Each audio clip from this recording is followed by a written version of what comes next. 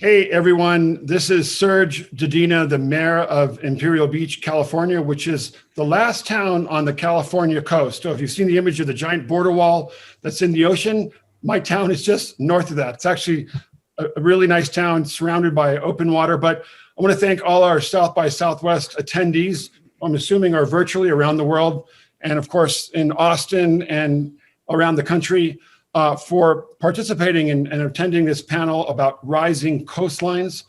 And we have a distinguished international panel of scientists and policymakers, including myself. So I'll turn it over to my fellow panelists, but we're really grateful for all of you to be here and listen really and participate in this very important discussion. I'm A.R. Siders. I'm one of the academic researchers on the panel. I'm at the University of Delaware with the Disaster Research Center, and I'm in geography in the Biden School of Public Policy. And I study coastal climate change adaptation and particularly managed retreat away from the rising seas. I'm Mark Merrifield. I'm at the Scripps Institution of Oceanography, a physical oceanographer. My specialty is studying sea level rise and the impacts of rising sea levels on coastal communities. And I'm also the director of the Center for Climate Change Impacts and Adaptation. My name is Anote Tong. I was president of the Republic of Kiribati between 2003 and until 2016. Throughout my period of presidency together, and since taking retirement in 2016, I had been involved with advocacy on climate change, particularly trying to bring out the human dimension of climate change. My work has been primarily to advocate for the most vulnerable countries to what is happening on climate change, especially with sea level rise. Thank you. Okay, so I think I'll kick things off by giving just a little bit of a background of what we're up against. So how fast is sea level rising now? What are the projections for the future? And what are some of the considerations that these panelists are particularly well suited to address? First slide here that I wanted to share with you is from a report by the IPCC, what's called the Special Report on the Ocean and Cryosphere and a Changing Climate. And it gives a projection of sea level relative to the observed record. And it's very similar to many similar projections and gives a nice sort of summary of where we're headed. So let me start first with this purple line down here, which is the observed sea level, which is goes back to 1900 here. It's a remarkable combination of two separate observing systems, the tide gauge network around the world and the satellite altimetry, which is measuring sea level from space since about 1993. And since 1993, we've really been able to, with that system, to be able to do a truly global average of sea level and really understand all the processes that affect sea level. So extending beyond that are these red and blue lines. And so the blue line is a projection of sea level, where will it be by 2100, assuming that we're in a emission scenario, which for this report was called RCP 2.6, but it's an aggressive scenario where we're actively trying to lower greenhouse gas emissions. RCP 8.5 is more of a business as usual, not really changing from our current trajectory. So you can see quite the difference here. By the end of the century, the more aggressive track will put us at about 43 centimeters above our present day. And if we elect to do very little, we'll be at 84, maybe as high as 110 centimeters by the end of the century.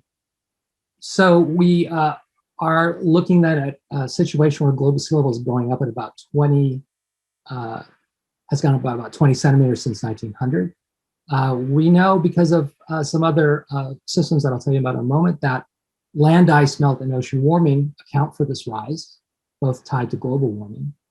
And our projections then put us at about 40 to 110 centimeters by 2100, depending on the emission scenario. So this is one of the remarkable achievements of the geosciences since about 25 years ago. It's the ability to do global budgets of sea level, not just of how sea level is changing, but the components that make up sea level. So sea level is rising because the mass of the ocean is changing as ice melts, more water goes into the ocean.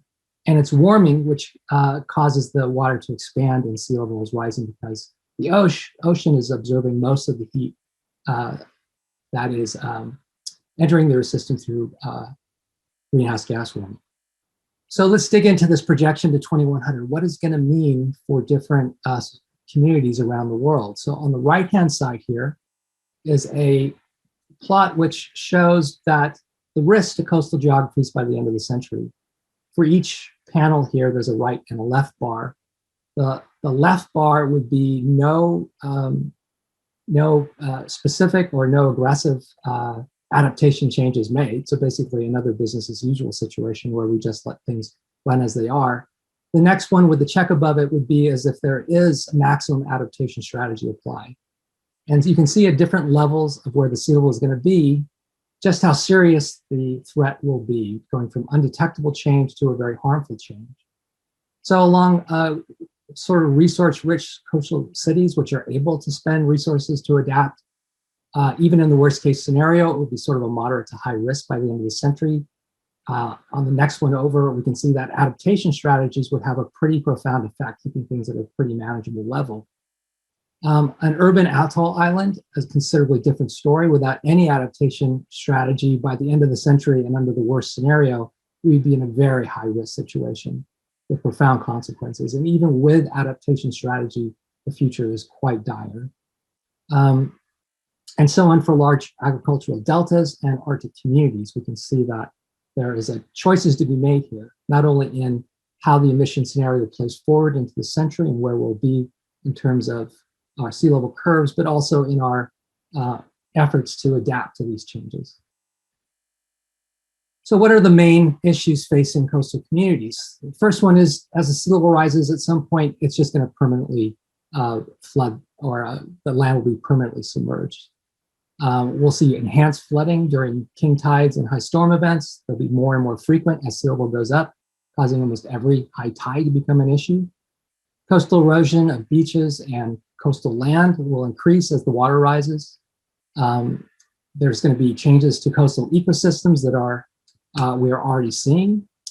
As the saltwater rises, salinization of soils, groundwater, and surface water will become an issue. This will be a particularly big issue for island regions. And the land will just become a lot less able to drain because the groundwater level is so high.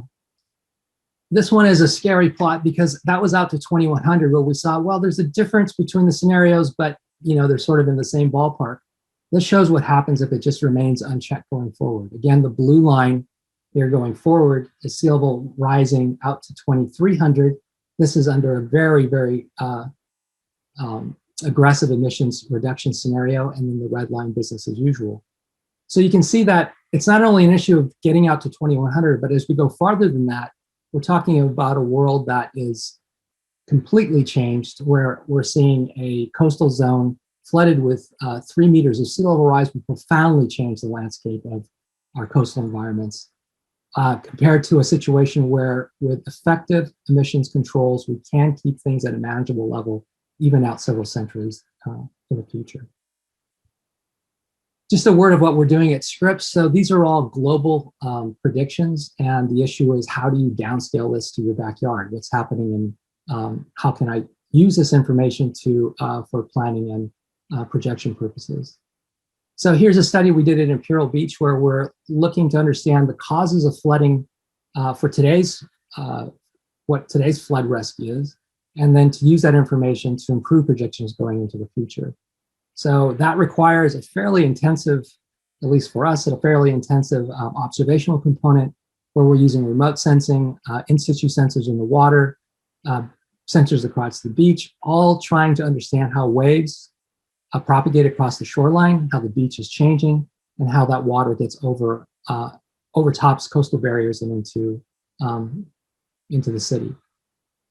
That is leading to products that we're working with the city to try and develop on giving some advanced warning of flooding. And it's also the same models that will be used to give higher resolution looks at the future projections. So that's where we are. We're facing a future which has large uncertainties, but also has we have some major decisions to make to plot our future. And I wanted to then turn it over to our other panelists here to give an idea of what these threats mean to them on the ground.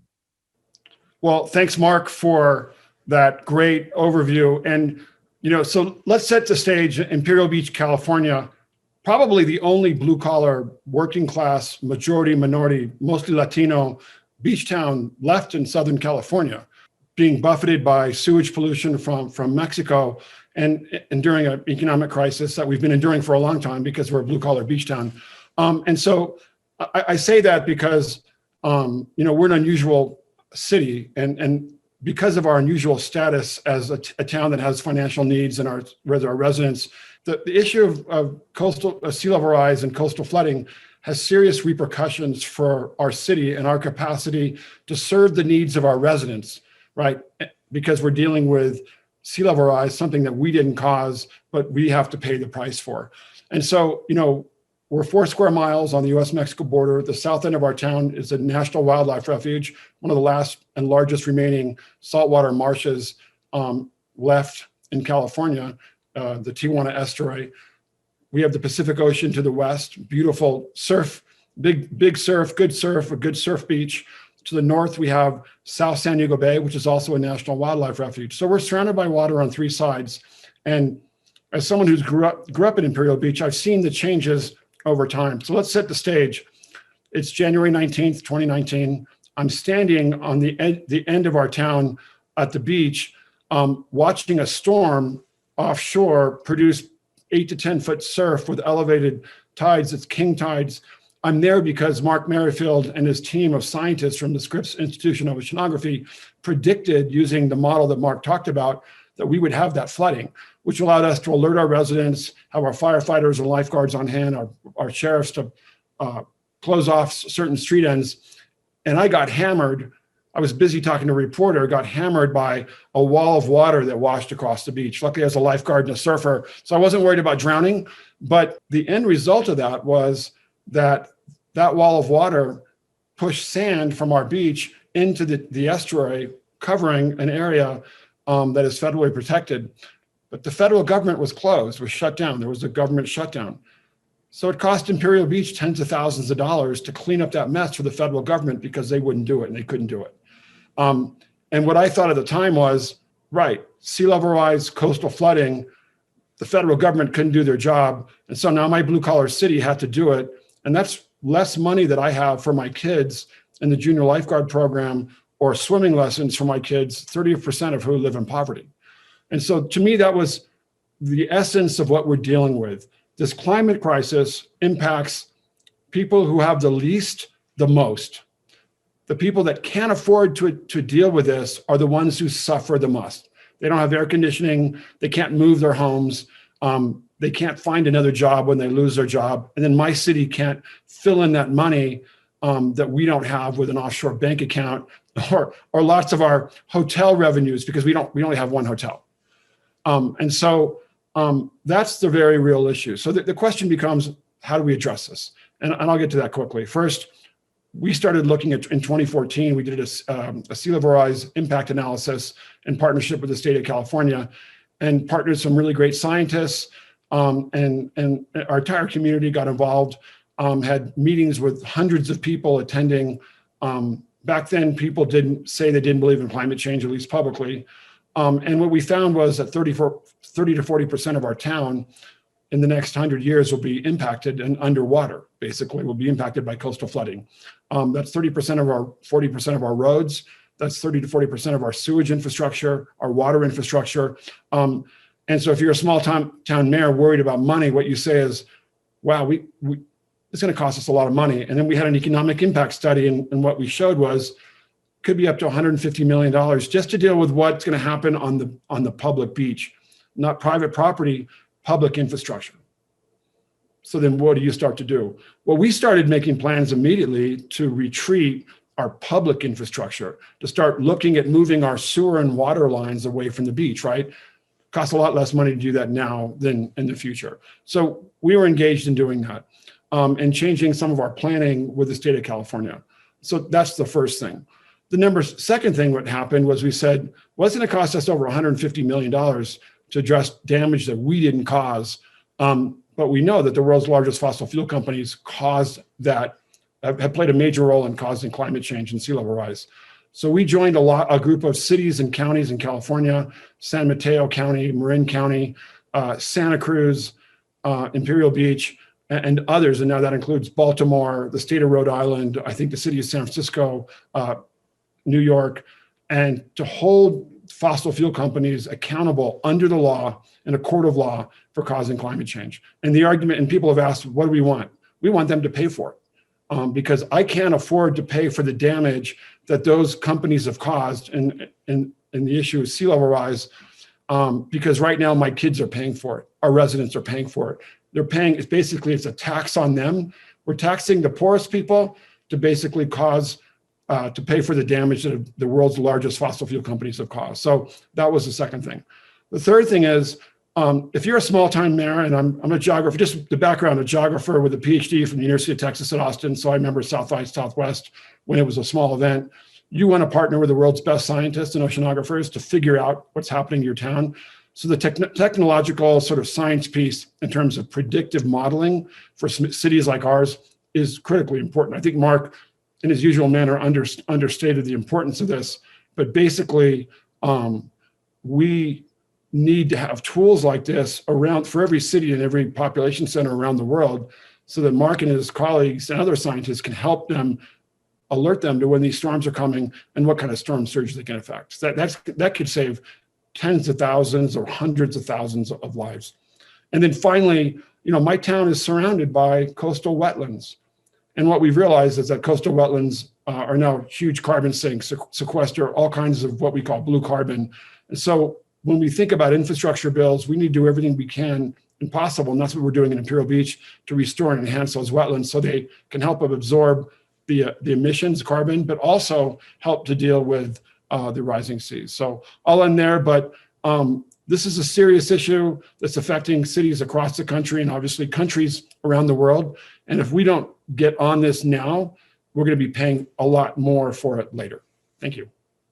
Thank you, Mark. Let me begin with a word of thanks to the Scripps Institute for this invitation. And of course, I want to acknowledge my fellow panelists. I want to thank you, Mark. I want to thank you, Sid, for your introductory comments, which I think relate very much to my story, which I'm about to share with you. As I explained, my involvement with climate change, it's getting on to almost two decades by now. And my focus, while in office, had been to highlight the human dimension, because there was a great deal of interest at the scientific level. The reports of the Intergovernmental Panel on Climate Change were telling some very interesting stories, but of course there was this ongoing controversy over the science. I believe that may have been a result of the lobbying by the energy industry. But by 2008, it was clear that controversy had been resolved, that climate change is real, and that we need to take it seriously. So my involvement on this topic was when I first saw the report by the IPCC, because even the projections at the time, even though there was still controversy, would have been very disastrous for us. And we needed to take it on board. We needed to act on it. The science was very, up to now, in the experience that I've had in reading the reports and seeing what's happening on the ground, and what's our own experience, together with what I hear and see around different parts of the world, simply confirms what the science has been saying. I was in Australia in 2018, and of course, Australia, the Australian government is one of the ones that do not entirely believe in climate change. But of course, in 2019, they had that unprecedented fire. You've had yours in California, and which simply confirms what the science had been predicting. At our own experience at the ground is that for those of you who may not familiar with atoll islands, they're very low-lying atoll land structures. Very narrow strips, barely, on average, about 2 meters above sea level. So you're worried about your coastal areas. Our entire country is a coastal area. And so we are very, very vulnerable. And we've always referred ourselves as being on the front line of the climate change challenge. And quite often I'm asked, so have you seen the rise in sea level? And of course, my answer is, come on, I don't sit there watching the sea rising, But what I do are the impacts of what we are witnessing, okay?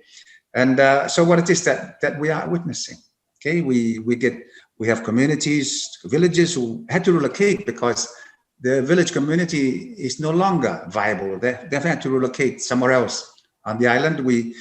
With the frequent king tides, we get flooding, and of course the list that you put, Mark, are very. I was watching them, and they're exactly the kind of experience we experienced firsthand.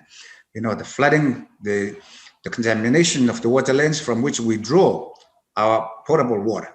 Okay, that's our drinking water. That's how we survive on the underground water.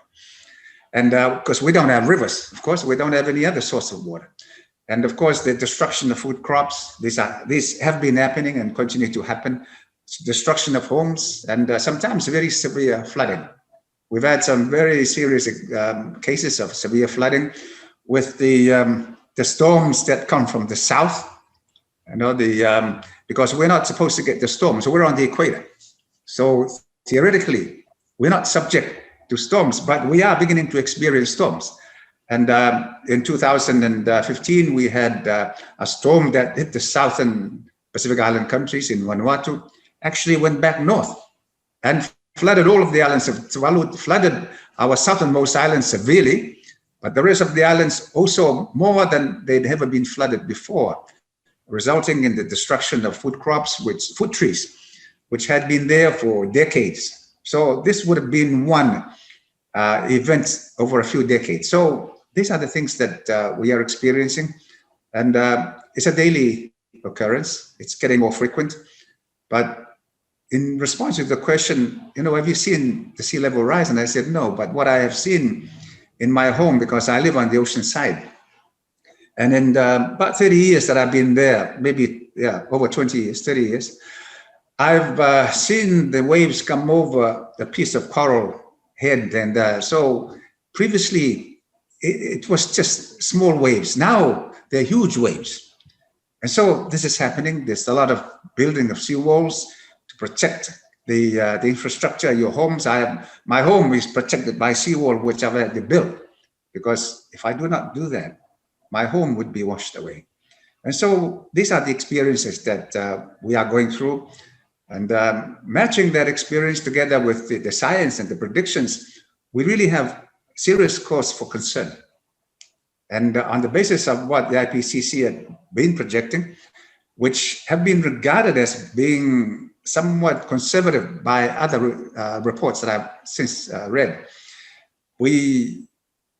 the sea level will continue to rise to the extent that if our home islands do not go underwater, would become uninhabitable well within this century. I would give us another 20 years, I think, to the time that the islands, most of the islands would be uninhabitable. But what needs to be understood is we are going through this process all the time, gradually, but very progressively. And this is the experience. The question, can you build your adaptation? Well, we haven't been able to come forward with anything credible. This is something that I've always been asking these international conferences that I attend, you know, is there a solution, an international solution? Because this is a global phenomenon. This is a global problem, not caused by our actions, but caused by actions elsewhere. And we need the partnership in dealing with this. But the sad reality is I've always been coming back from these conferences without a solution in my hand that I can offer to my people at the time, that I was in office to say, don't you worry. When the tides do come, this is the solution. And I'm afraid that until today, those solutions remain unavailable. And so what are we facing in the future? I've tried to come to the brutal realization that maybe we may have to relocate and offshore, because we won't be able to relocate within the country. And that would mean going somewhere else, relocating to another country. And that's made a lot of resistance by the people. But I think we have to be brutally realistic to understand what the options are for us into the future. It's not been a very easy realization to come to terms with. But I think we've got to be a little bit dispassionate in dealing with this, because it requires a very cool-headed approach to a very difficult emotional problem. And so that has been what I've been involved in over the years that I've been working. I continue to work on this, continue to look for solutions. Of course, I was very disappointed with the fact that climate change tends to be a political issue. That is one of the greatest tragedies. With a change of government, there is a change of policy on climate change. I've seen this in Australia. I've seen this in New Zealand. And of course, the United States is an example. I recall when I was pushing for action by the European countries, and they said, no, we cannot do much until the United States is on board. And of course, with not the last administration, but the one before that, the United States came on board, and that was, for me, I thought that there was a light at the end of the tunnel. And of course, there's been a change. I'm very happy, and I must say this, that the new administration is taking a totally different approach. But I think we need to work very hard in order to catch up on lost time. Quite frankly, I think I would be honest to say that the prospects for us surviving this as a nation without very radical adaptation measures are very bleak. And I believe there may come a time when our people, most if not all, might have to relocate somewhere else. And of course, that is a totally different political question, which the international community has not been able to address until now. Let me stop there. Thank you. Well, I'll pick up there because I study climate change adaptation, and I primarily study managed retreat, relocation of communities and people away from sea level rise and away from other hazards. And I started studying it in the United States context after Superstorm Sandy when I was in New York, primarily because the conversation was all about how do we rebuild and not about should we rebuild or where should we rebuild. And I kept hearing from people that this isn't something we do in the United States, and that's wrong. And as a lawyer, I then made it my career for the subsequent several years to document all the reasons that that's wrong. And two big ones, at least. One is that, as just illustrated in this panel, retreat isn't something that happens somewhere else. It's a threat to United States communities as well as to Pacific Island nations. And it's a threat at many scales, to individual homeowners, to infrastructure like water mains or roads, and it's a threat to whole communities and cultures, right? I mean, to sovereignty of states that we haven't addressed.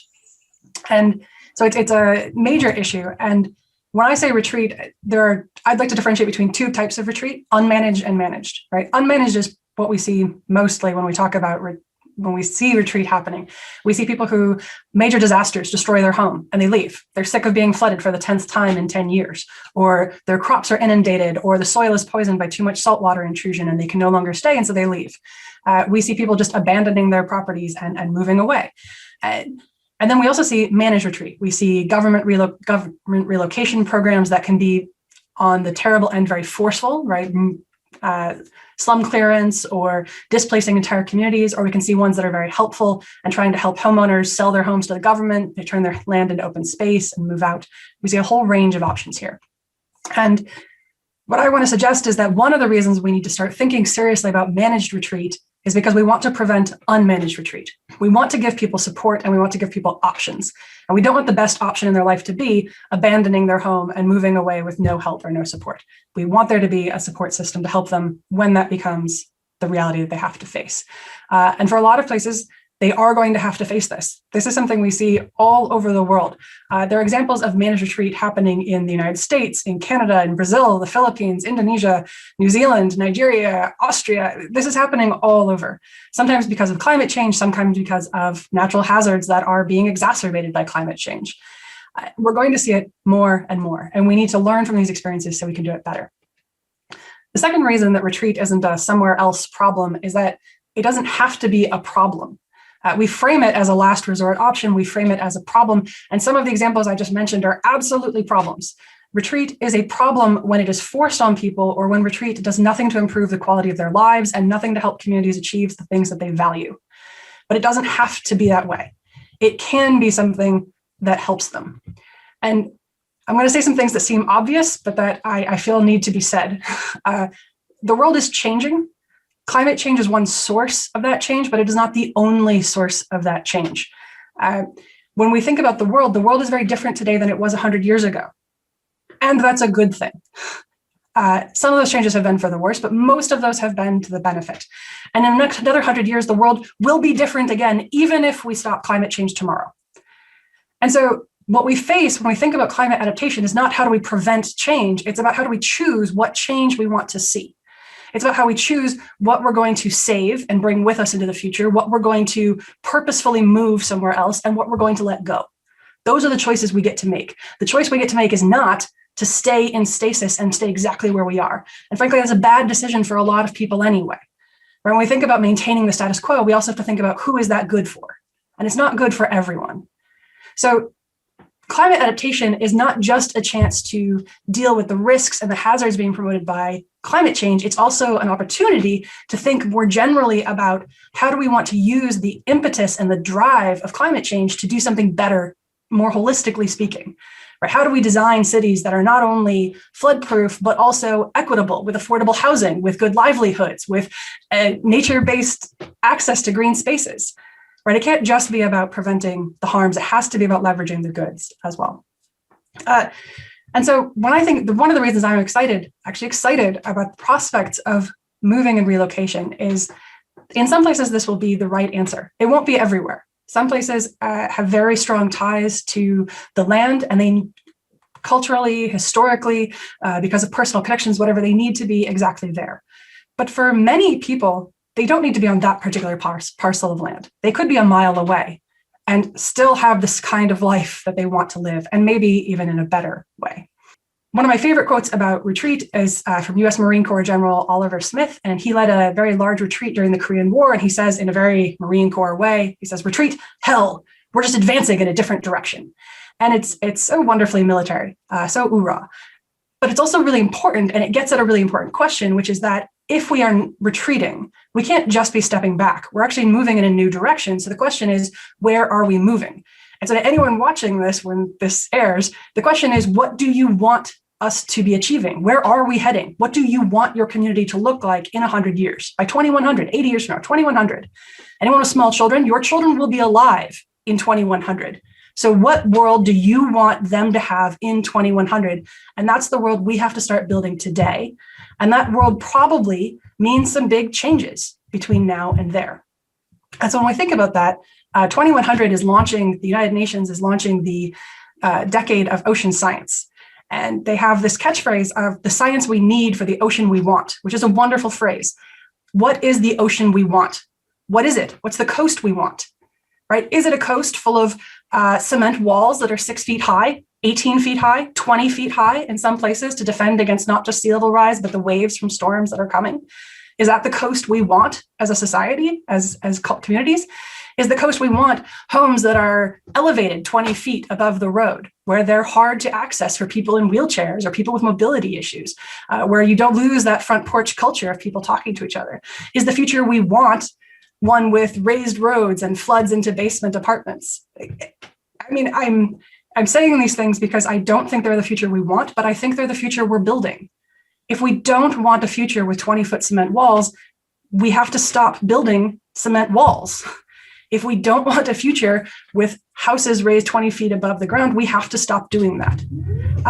And if that is the future we want, then great. But let's think about why we want it. And what is it that we're preserving? And what is it that we're giving up in order to preserve it?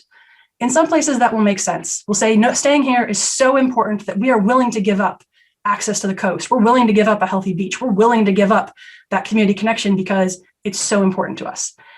But we need to be really clear about the trade-offs that we're making. Anote, you mentioned hard decisions coming. And I think this is one of the reasons I find retreat so fascinating, is I think it forces us to face the hard choices. The fact that the world is changing and that we can't keep it the same and that we get to make choices. And if we're really mindful about those choices, I think there's hope that we can do something better and not just something that deals with the consequences that we are reaping right now. So yeah, with that, this will be one of my action items too, but for anyone watching this, I really just want to urge that. What is the future that you want that we're working forward? Actually, that's not true.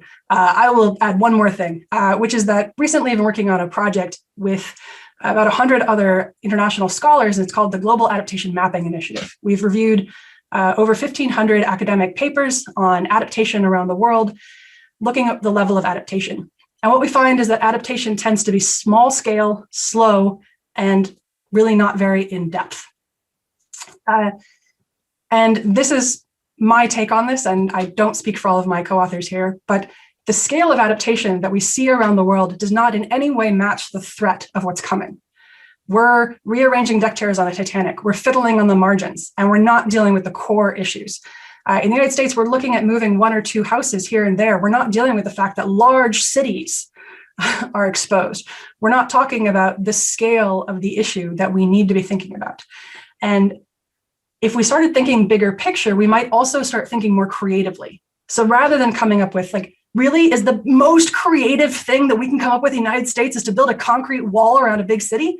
Why? Why is that our most creative, most bold, most ambitious strategy to deal with climate change? Why isn't it floating cities and gardens and skyscrapers full of gardens? Why isn't it something out of science fiction? Why are we not leveraging the creativity and the innovation that we have around the world to do something bold with climate adaptation? It's wonderful that we're taking small actions now, but we need something bigger. And when we think bigger and bolder, I think there's also room to be inspired as well as motivated out of concern for what's coming. That's awesome, Siders. Serge, what's your vision for Imperial Beach? You grew up there, you were born there. Following on Siders' comments, where do you see the future of Imperial Beach? Well, so those are great comments. And my issue is, small city. And, we've seen the destructive nature of the pandemic and how, again, the folks who are the least and impacted the most got the least amount of help. And I think that's the same thing with climate, the social equity issue, right? Whether you're in a atoll in the Pacific or a small blue collar city, it's like, how do you pay for this, right? And, everybody talks a good game at the international level about what they want to do. But when Anote talks about the fact that he wants to have his folks, they may have to leave, it's like, well, great. That's really interesting, but we don't have any money, right? And I think right now the big picture is coming with potentially the Green New Deal and very tied to let's do big things. And I know in California, we're talking about climate bonds and the idea that we're going to be doing a massive really investment in natural climate solutions and really focused on adaptation measures. And I think that has to be what we do. And we have to focus on the folks who have the least first, rather than the folks in Malibu who can do a geologic hazard bond, basically, or fund, and then self-pay for a lot of these adaptation measures. That's what's really playing out nationally. It's the wealthiest communities can afford to deal with this, and then the least, the least wealthy communities can't. So my vision is that we start doing the retreat for our public infrastructure, that we do everything we can to enhance our wetlands, that we make it very clear to our residents that the government is not going to bail them out for having their homes damaged.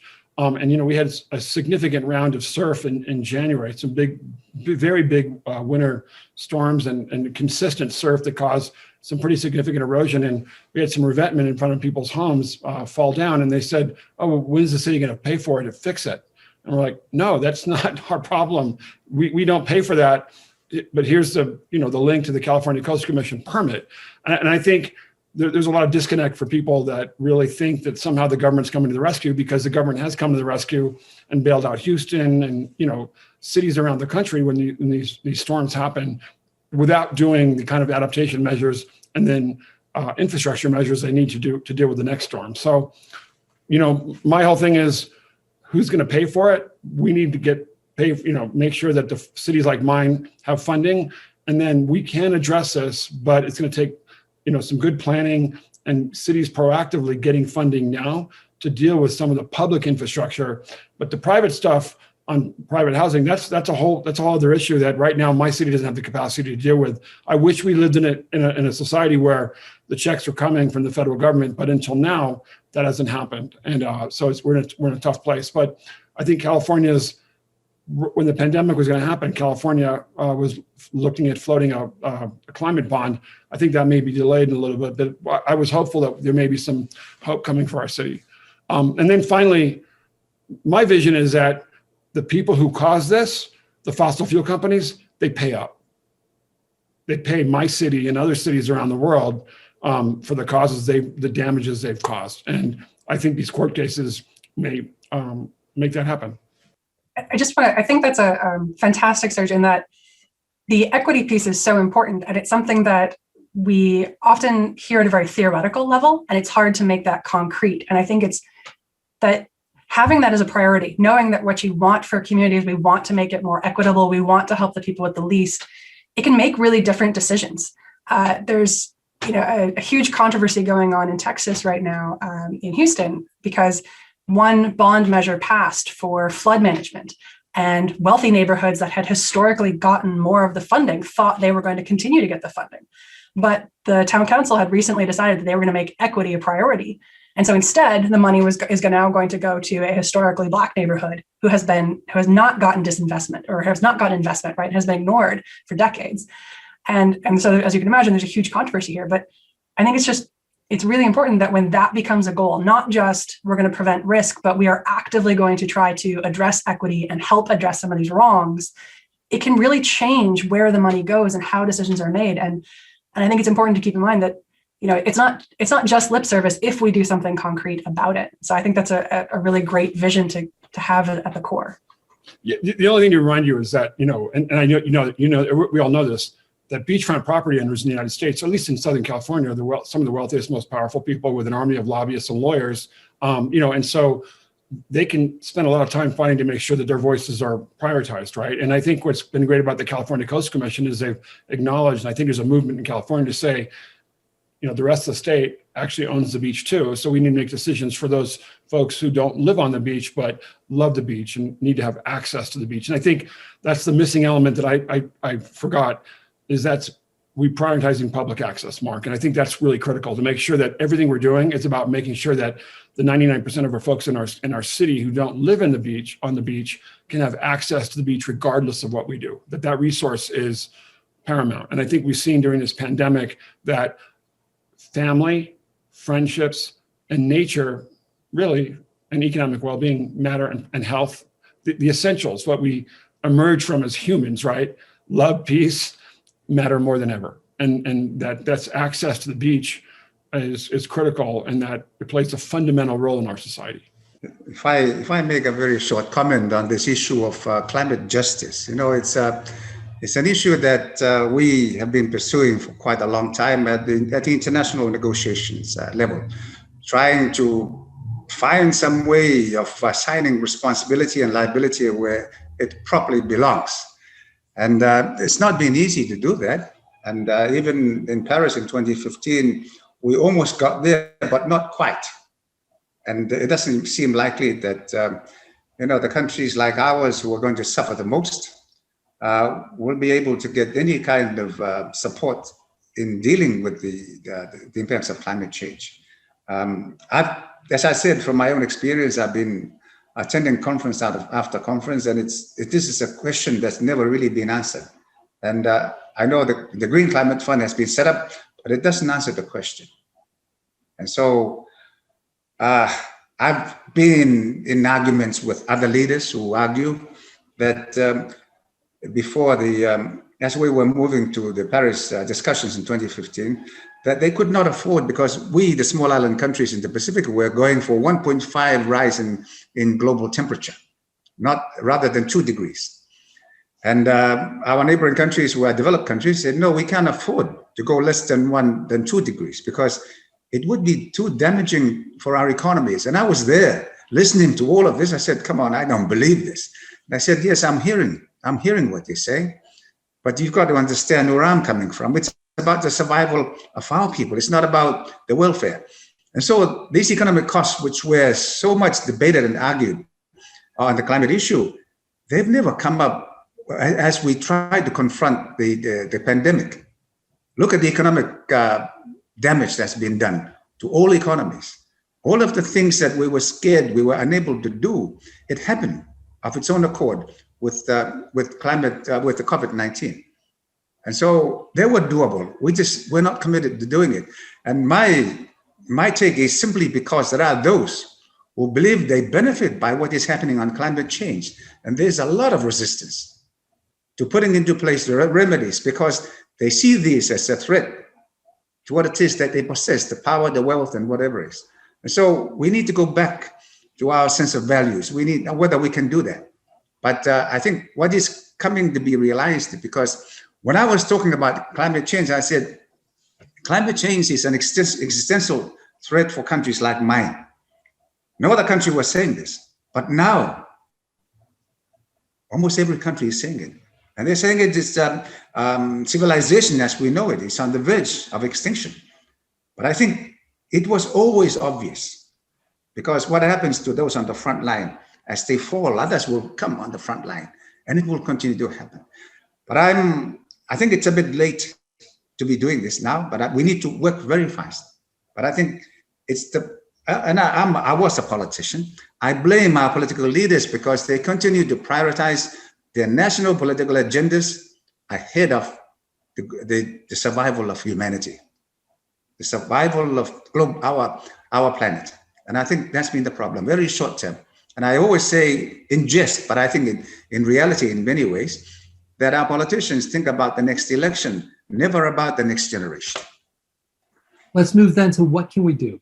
So you have an opportunity here to speak to our friends at this conference.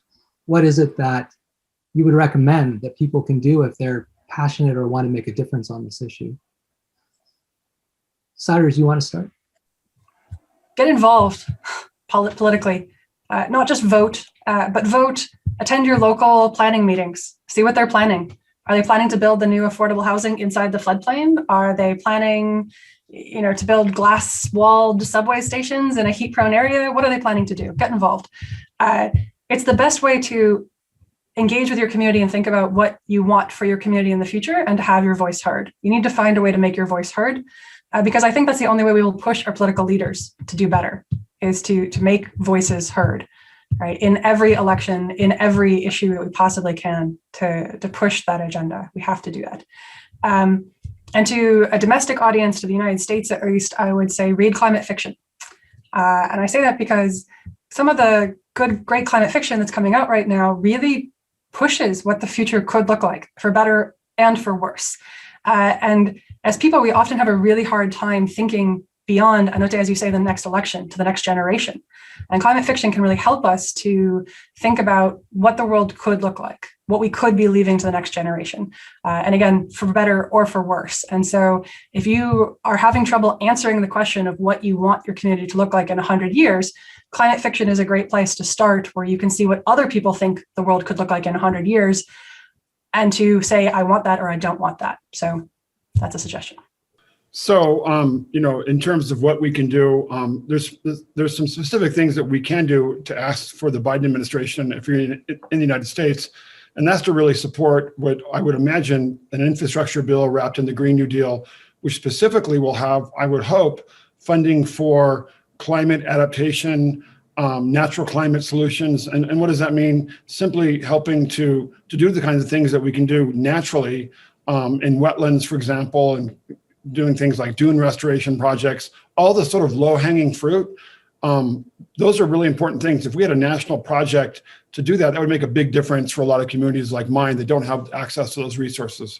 Second, I think the Biden administration and conservationists around the world have proposed this 30 by 30, that we would, by 2030, protect 30% of our rivers, lakes, wetlands, our open spaces. That's critical. The low-hanging fruit is to do everything we can to preserve all of our blue and green spaces that help us adapt to climate change. These devastating climate crises that result in wildfires or big storms that envelop islands. So those are two specific things that I think that will tangibly make a big difference to help address the climate crisis in the United States. If I can add to that, I think it's. I guess our situation is a little different from your side of the world, and I think we stand to lose everything. And the question is, where do we go from here? And I'm afraid that's a question that's never really been addressed or answered. I've come across a number of propositions like, why don't we have something like what the United States has with some of the Micronesian countries, a compact type agreement, and which is similar to what New Zealand has with some of the South Pacific Island countries. It has a very free association. But the reality, the brutal reality that we may not have a homeland in the future is something that we really have to come to terms with. I've been called a number of things for saying the things that I do, but I'm afraid that I think these are the realities that we have to come to terms with. And it's better to be prepared rather than to bury our heads in the sand and hope it will not happen when we see all the signs. The science is very, very clear.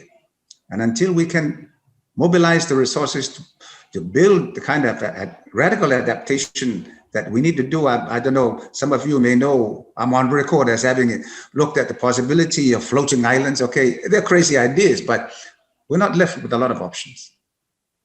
And if we want to maintain our continued existence as a nation, we have to do something like this.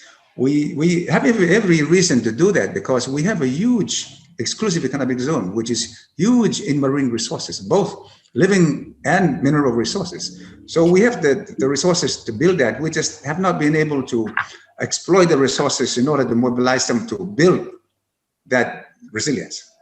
And so these are the challenges. The final question, Mark, that I want to address is, what do we say to people who are worried about what's happening with sea level rise? And I think my only answer, which I've really said a number of times, is, don't ever believe that climate change will not touch you, because it will touch you in different ways. And it's not just about sea level rise. I used to think so. But our most immediate challenge, as I see it, is the change in the weather pattern, because once we get a storm, a category 1 cyclone coming our way, there will be nothing left of the islands. And so we need to tell those who do not believe that they are threatened, that climate change is not relevant to their life. I'll just add, from the viewpoint of a scientist working on this problem, buried in all those kind of dry curves was a bit of hope, in the sense that we're facing a challenge on 2 different fronts here. One of them is we have to lower emissions. We cannot get the curve down. If we cannot bend the curve, there is no adaptation solution. We are facing the choices that Anote is talking about. We have to keep the curve down. So that is job 1. The second one is that even with the best adaptation, or even with the best mitigation measures, adaptation is a necessity. And that has to be done in an equitable way, as we've heard over and over again today. And building those adaptation strategies, I think, actually, if we do it right, will lead to a better society.